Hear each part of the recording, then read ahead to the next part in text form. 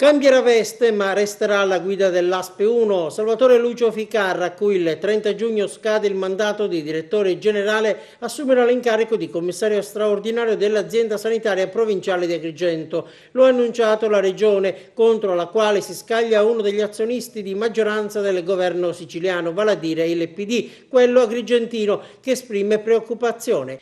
In questi anni abbiamo segnalato in più occasioni scelte poco oculate, soprattutto, afferma Giuseppe Zambito, segretario provinciale del Partito Democratico, rappresentato i numerosi disagi dei cittadini che non hanno visto alcun miglioramento dei servizi sanitari della provincia.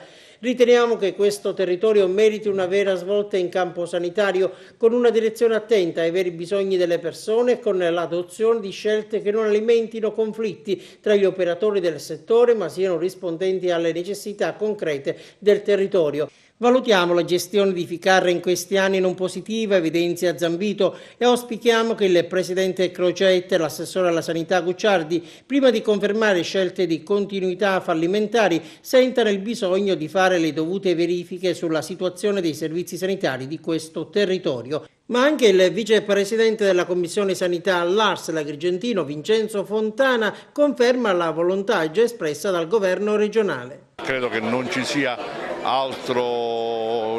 modo migliore se non confermare gli attuali direttori che andranno a fare i commissari, anche perché essendo commissari per un breve periodo è chiaro, ed essendo loro conoscitori anche della realtà delle varie ASP, credo che sia la soluzione migliore e ritengo che questo governo sia orientato a fare proprio questo.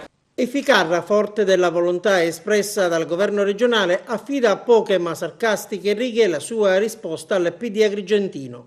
Parla di replica al canto del cigno di qualche deluso vetero politico locale. Sancio Panza disse al suo padrone: i cani sono scesi in strada e abbaiano contro di noi. Don Chisciotte gli rispose: non ti preoccupare, lasciali laterale, vuol dire che stiamo camminando. Questa dunque è la reazione di Salvatore Lucio Ficarra.